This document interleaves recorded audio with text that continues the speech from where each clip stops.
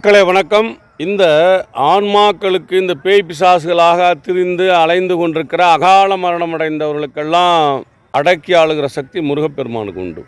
அவர் சித்தர்களுடைய கடவுள். 18 சித்தருக்கும் அவர் தான் மூலாதார பரம்பொருள்.